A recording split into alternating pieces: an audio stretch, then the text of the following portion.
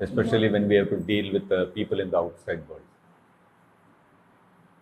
Outside world is, if you see, it is, full of diplomacy, and people have lot of high estimation about themselves, and in the outside world they call it self-confidence, self-esteem. You have to be confident, you have to be positive, and yes, you can do it, and all this kind of stuff.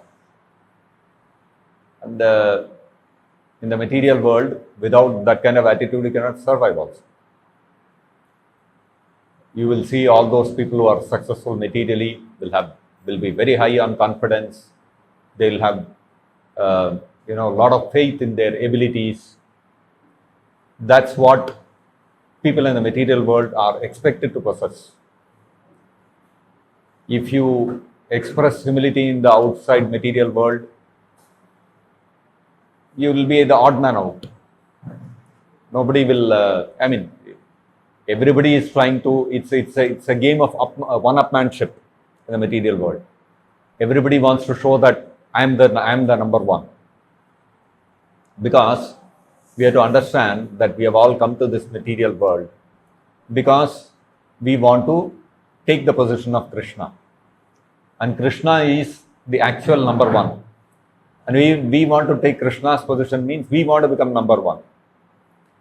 And everybody in this material world has come here to the material world with the same mentality, same attitude. So everybody wants to show himself as number one. So that's why you will see people showing off. If they have 1 rupee, they will show it as if they have 100 rupees. They have IQ of 50, they will show off that I have got IQ of 100. It's like that. The material world is like that because everybody is caught up in that fever of becoming number one. And the material world, the material society, the material people, they all feed that fever. They want that fever to become higher and higher. The higher that fever is to become number one, the better it is. That's what materialism is all about. But when we come to spirituality, we understand that this is all meaningless. This trying to become number one, we have been doing for many, many lifetimes. We are not succeeded. Nobody has succeeded. Everybody will be number one in some field, and some other field, somebody else will be number one and they will become number two. This is how it is. Everybody is dominating somebody else and he is dominated by somebody else also. There is always somebody below me, somebody above me. This is how material world works. That's the principle of material nature, because all of us come here with our own loads of punya and papa karma. According to the amount of punya karma I have, there will be some people I can control, and according to the punya karma somebody else, he will have somebody else to control. And so you will see in this material world, because everybody has different quantities of punya and papa, you will be able to control someone and you will be controlled by others also. Somebody who has more punya, he will be able to control larger number of people. Somebody who doesn't have so much punya, he will be able to control only a few people. But everybody's desire is, I want to become the number one controller. I want to be able to control everything. That is what everybody wants. Just like you see in Tamil movies, there was one actor, Vijay. He was one of the top actors.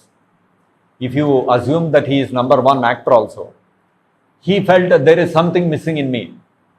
So he jumped into politics, because he saw somebody else in politics is controlling all the movie kingdom.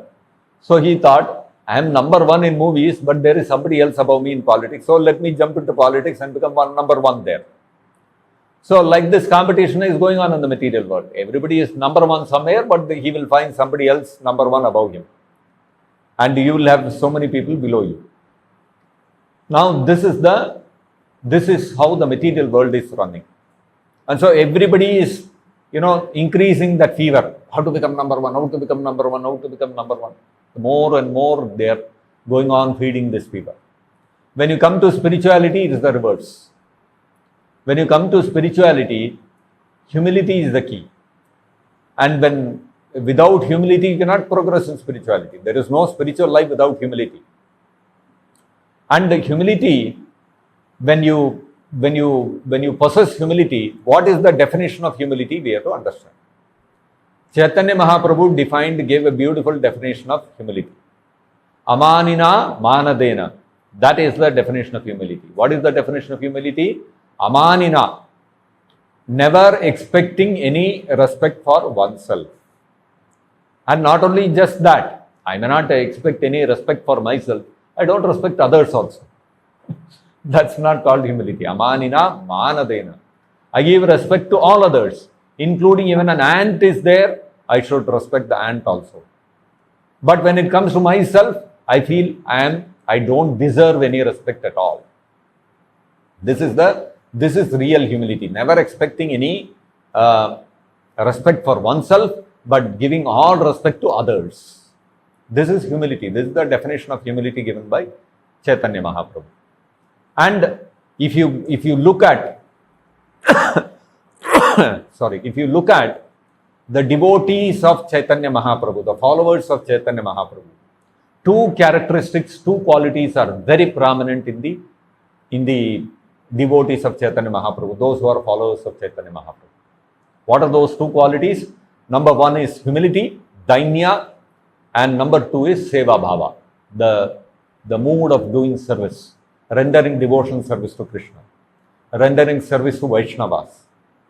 So this mood of rendering service and this mood of humility is very prominent amongst the devotees of followers of Chaitanya Mahaprabhu. It's there in other Vaishnava Sampradayas also.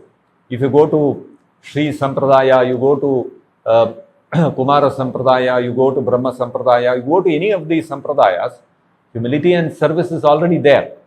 But then the degree of humility and the degree of seva bhava that you find in the Gaudiya Vaishnavas and the followers of Chaitanya Mahaprabhu, it is at the topmost level you will find it. And that is why you will see Krishnadas Kaviraj Goswami. He was a prominent devotee. He was a disciple of Nityananda Prabhu himself. He was very devoted to Nityananda Prabhu. He was from Bengal and very elderly gentleman. But he, although he was so elderly and all that, he knew not only Bengali, he was well versed in Sanskrit also. 500 years ago, the common language which connected the whole country of India together was Sanskrit. Today we have English. Those days when the Mughals were ruling, there was no English. It was Sanskrit. Suppose somebody is there in Bengal and he goes to Kashi. There the people will be speaking in Hindi. How does a Bengali converse with a Hindi person? So Sanskrit was the common language. Bengalis would go from Bengal to Jagannath Puri, and Jagannath Puri is in Odisha. There the people talk Odia. So how will the people communicate with each other? Sanskrit. Sanskrit was a common language, so everybody used to know Sanskrit. Sanskrit was a common language. Like today, anywhere in the country you go, you expect at least somebody will be there who will know English with whom you can communicate. Otherwise, it will become very difficult because you go to every state, there are different languages are spoken, and within each state also, there will be different versions of that language. You come to Tamil Nadu, the kind of Tamil Nadu which is spoken in Chennai will be different from that which is spoken, say, somewhere in Kumbakonam or something like that. Different parts of Tamil Nadu you go, the kind of Tamil spoken will be different.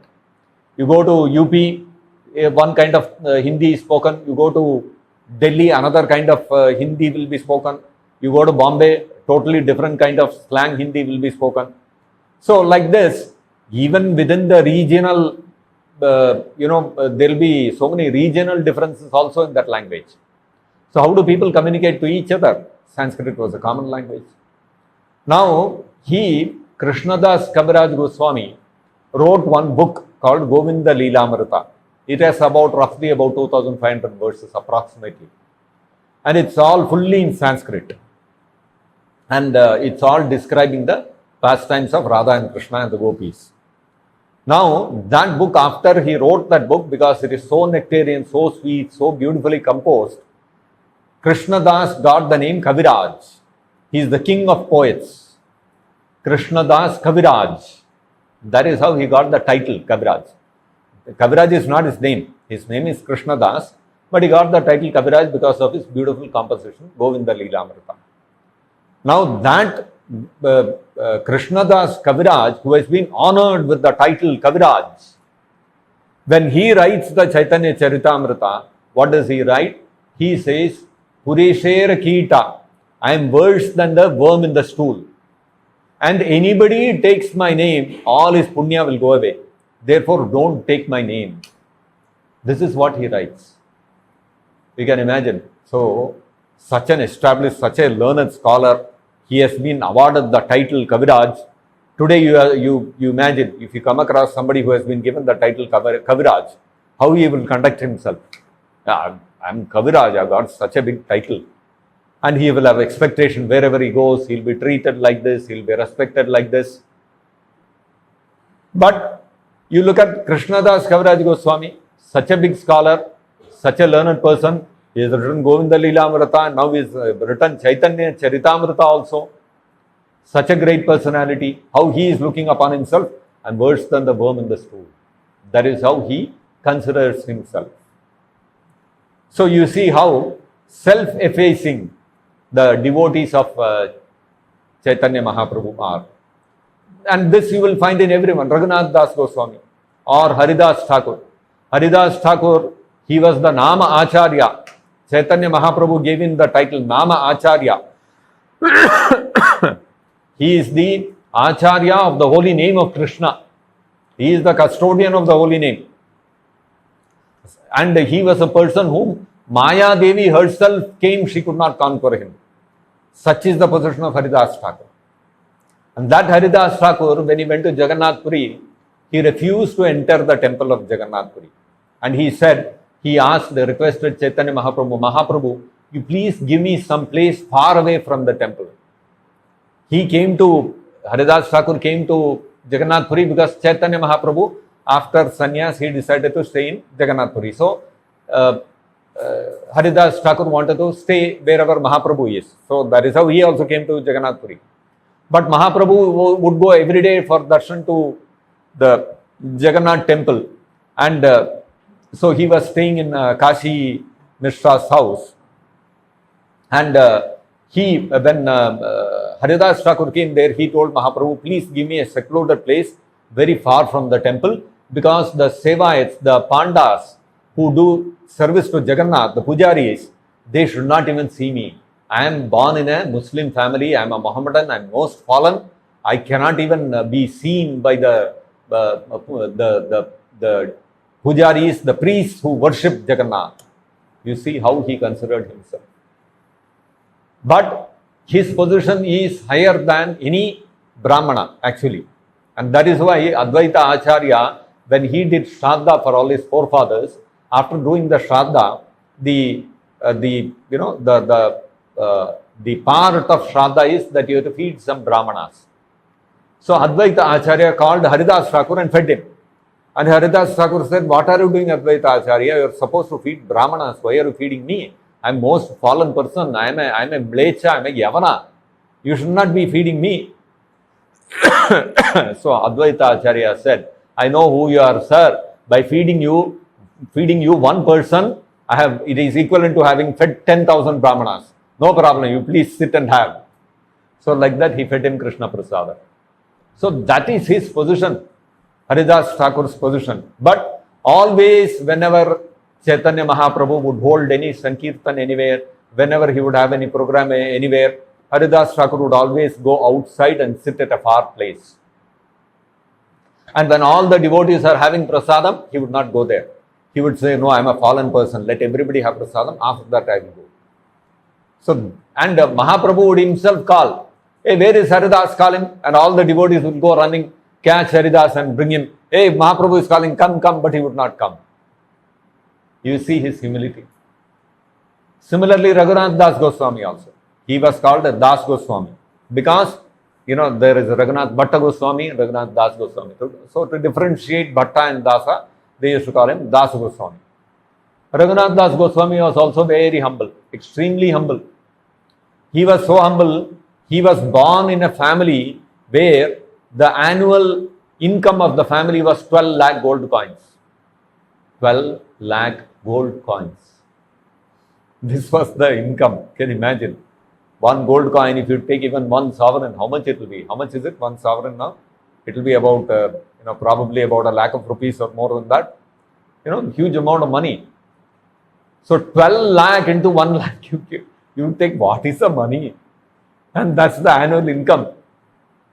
So he came from such a rich aristocratic family. And when he took sannyas and came and met Mahaprabhu in Jagannath Puri, every day he would go and stand outside the Simhadwara, waiting for the people coming out to give bhiksha.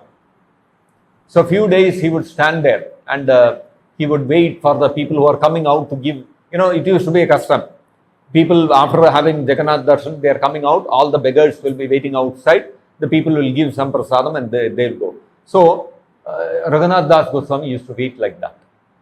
And Mahaprabhu would see every day Raghunath Das Goswami standing there and taking bhiksha. After a few days, Mahaprabhu saw Raghunath Das Goswami is not to be seen. Then Raghunath Das Goswami asked the Swarup Damodar, what happened? I am not seeing Das Goswami. Where did he go? What happened to Raghunatha? So Swarup Damodar said, Raghunath Das, he was feeling, I am standing like a prostitute waiting, when will my this one customer come? So this is not good. So he stopped begging at the Simhadwara. Now, so then Mahaprabhu asked, so what is he doing for food every day now? He is going to the various chatras, and whichever chatra there is, they have these dharmashalas where they would do anada. Wherever he gets food, he is going and eating. Mahaprabhu said, very good. After a few days, Swarup Damodar came and told Mahaprabhu, now Raghunath Das has stopped going to the chatra also. So Mahaprabhu said, so then what is he doing now for food? He is going outside the gate of outside the boundary wall of Jagannath temple, and there what happens is there is a gutter there, nala. And what will happen every day, the leftover prasadam, which is not, consumable, that is taken and fed to the cows. And the cows, what they eat, and after the cows reject, all that rejected material, rice, is taken and dumped into the nala. And that nala, Raghunath Das is going every day. He is picking up the rice from there. He is washing it and he is eating that. Mahaprabhu said, oh, this is very nice. And the next day, Mahaprabhu went to meet Raghunath Das. And Raghunath Das was sitting at his home. Suddenly he is seeing Mahaprabhu has come. House means it was a small, kutia. And the Mahaprabhu sat down and he said, what, Raghunatha, I heard you are eating very wonderful nectarian things. You are not sharing with any of us. Raghunath Das was silent. What, Mahaprabhu is saying, what nectarian food I am eating. Then Mahaprabhu said, where? I see that pot. You kept in this only. No. He pulled out that pot. Raghunath Das said, no, Mahaprabhu, no. You cannot eat that. That's all rejected food which is lying in the nala. I washed and kept. It's not for you. Please, don't eat it. Mahaprabhu forcibly took and ate that. Because after all, it is Jagannath Prasadam only, no? So, like this, the wonderful dealings between Mahaprabhu and his devotees.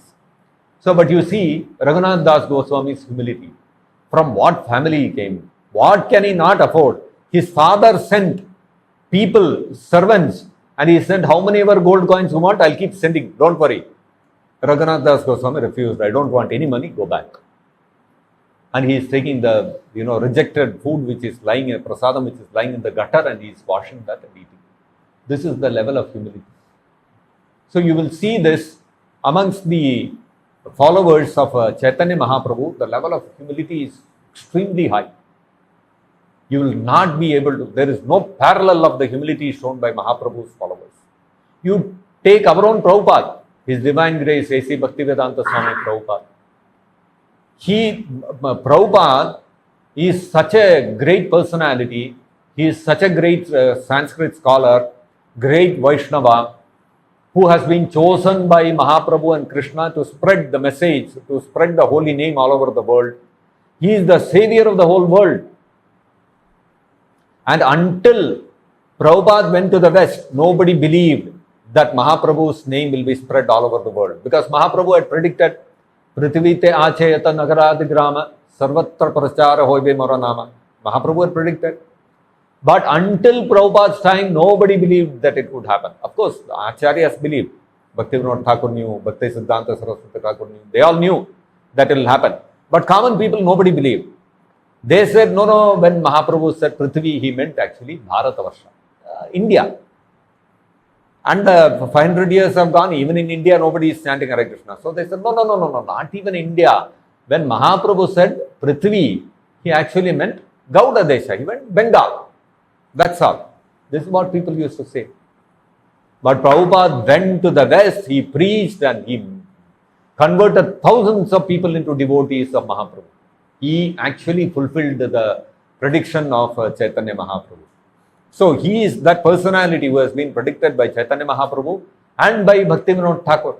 Bhaktivinoda Thakur in 1896, the same year when Srila Prabhupada appeared on this planet, he wrote a letter to McGill University or something like that. And in that he wrote, soon there is going to come a day when all the Europeans and Americans and all the Westerners will be singing Gauranga Mahaprabhu's name, and like that he predicted. Because that was the year when Prabhupada appeared. So all these predictions, it is Prabhupada who fulfilled. So such a great personality is not an ordinary person. He is a world Acharya. Even if you see amongst all the Acharyas in our parampara also, and any other parampara you take also, nobody has gone outside of India and preached. Shankaracharya, he went up to Kashmir. Ramanujacharya went up to Nepal, Kathmandu. That's all. Nobody went beyond that. Prabhupada crossed the ocean and he went to the Western world and he made all those Mlechas and Yavanas sing and dance in the glories of Krishna and Chaitanya Mahaprabhu. So that's something really, incomparable. No other Acharya has done it. Very unique what Prabhupada has done. So you can understand Prabhupada's stature. So high it is. Even if you have an assembly of all the great Acharyas, Prabhupada will still stand out.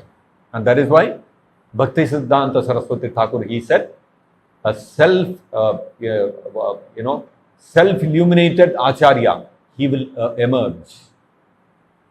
So that is Prabhupada. He is self-illuminated.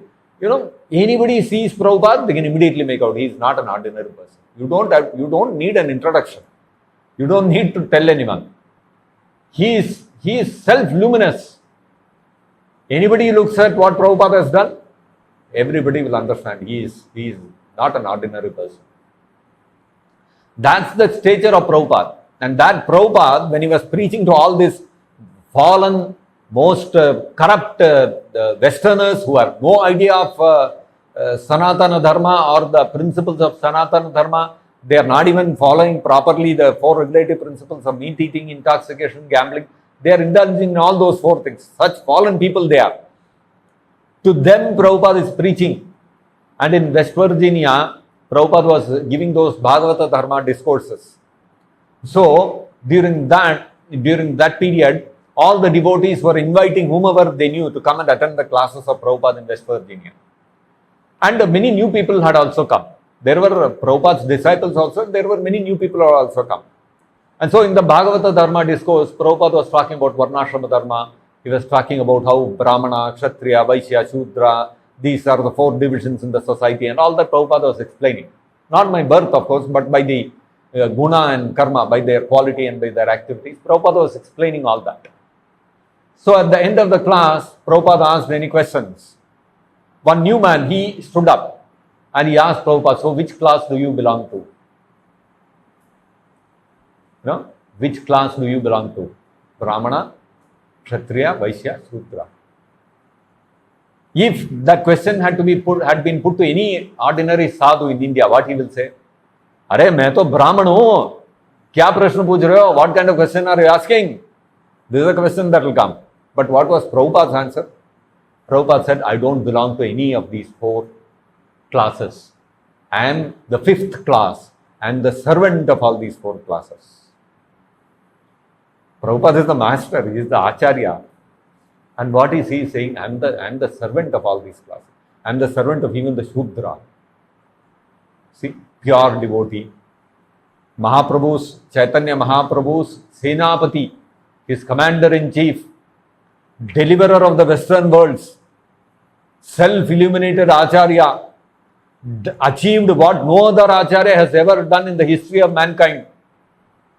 All great accomplishments he has to his credit. What is he saying? He is saying, I am lower, I am more fallen than the Shudra, I am a servant of even the Shudra. See the humility. So this humility you will find at a very intense level amongst the followers of Chaitanya Mahaprabhu. Such humility you cannot find in any other sampradaya you go, any other followers you go. You will not find this level of humility. And the Vaishnava seva also, the seva mood of service also. Like Prabhupada himself, you see, even at that old age, when he was 70 plus, he decided to go to the West, he decided to go to US, and he started spreading the message of Chaitanya Mahaprabhu and the Bhagavad Gita. And how did Prabhupada start? In the beginning, Prabhupada would go to Tompkins Square Park and he would just have one kartal and he would start singing. Slowly people started coming and they would all join for the kirtan. 2 hours, 3 hours, Prabhupada would be sitting and doing kirtan. And then slowly Prabhupada said, one day in a week there will be Bhagavad Gita class at the 26th 2nd Avenue storefront. So some people came and Prabhupada gave the class. And after the class, what did Prabhupada do? Prabhupada served prasadam. Prabhupada himself had cooked. And Prabhupada and all these Westerners, they all sat down. Prabhupada made all of them sit down. They don't know how to sit on the floor and eat with their hand and all that. Prabhupada trained all of them. So Prabhupada made them sit on the floor, gave them plates, and Prabhupada served them. And they all nicely ate the prasadam, washed their hands and went. And after that, Prabhupada lifted all the plates, cleaned the place, cleaned the floor, and then took all the vessels which had been used for cooking, and Prabhupada himself was cleaning. This is what Prabhupada was doing in the beginning. And Prabhupada never complained. Prabhupada never thought, what are these yavanas? I have to serve them. They should be serving me. They should be falling at my feet. No. Prabhupada is cleaning they are all their juta. Prabhupada is washing all the vessels. Yeah. How can you ever compare that mood of service that Prabhupada had with anybody else? And then finally, after a few days, this was going on. One of the youngsters, he felt, every day we are coming, we are eating and going.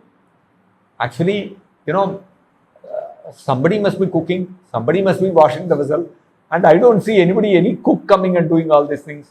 Looks like Swamiji only is doing. So maybe, all alone old person, how much he will do? Let me ask him. He went and asked the Prabhupada, Swamiji, is there some help I can do? Can I help you in some way? Prabhupada looked at him and they said, oh, very nice. Just now I was praying to Krishna to send somebody and see he has sent you to help me. You see? Prabhupada could have asked them, hey, what is this? Every day you are sitting and eating. Come and do something. No. You can do that. No. Anybody, anywhere you go to any restaurant, you eat nicely and get up and go. What will happen? Nice scoldings you will get. That's all. But, nobody will ever feed you like that, without any expectation of anything in return. Prabhupada was doing that. Although he is the topmost pure devotee, Uttamadhikari, he is the great Vaishnava. But he had no such thing and he never asked them also. Instead, Prabhupada was praying to Krishna. Krishna, please send someone. See? So this is the seva bhava. Prabhupada is not, because of his old age, he was struggling and he was asking Krishna to send some help. Otherwise, he was doing everything himself. So this seva bhava, this mood of service and this mood of humility, it is at its peak, the greatest amount of humility and service attitude you can see in the followers of Chaitanya Mahaprabhu. So, in the outside world when you go, if you show this kind of humility, people will think you are a fit candidate to be taken to the mental hospital. Something is wrong with you. You should have self-confidence. No self-confidence, no self-esteem. Something is really wrong with you. That's how they will look at you. So, in the outside world, when you are dealing with such people, you cannot exhibit this kind of humility. But humility is, you exhibit this kind of humility, they will all, they will get afraid. So, some level of humility you show, people will appreciate. The outside world also, if somebody is humble, then it is highly appreciated. Fact is, nobody is humble. To get that honor of being humble, people will externally appear to be humble. So, if you are humble in the outside material world also, it's not wrong. People will appreciate and people will respect you for that. So, we don't have to externally make a different appearance of ourselves. We don't have to put on a different veneer in front of the outside people and become in front of devotees. We have a different face. We don't have to do that. We remain ourselves. We maintain our humility. You will see people, even the outside world people, they will also appreciate it. We may think, they will take advantage and all these kind of things. No, that doesn't happen. Some people may take advantage, but those kind of people will take advantage even if you are exhibiting yourself to be very confident and all that. So, those who are villains will always be villains. So, don't worry about that. If you are humble, you will see, initially people may laugh at you, they may mock you and all those kind of things. But when they see you are genuinely humble, you will see more people will respect you than if you are putting on a show of not being humble. So why try to show off ourselves as something which we are not? Be yourself. Don't worry. You are humble, you be humble. And that also people will appreciate in the outside world. Okay. So, you don't have to worry about people taking advantage or exploiting you and all those kind of things. If you are humble, people will respect you no matter where you are. Just like Prabhupada was humble everywhere. People did not take advantage of him. People appreciated. Oh, this person is really humble. And people respected.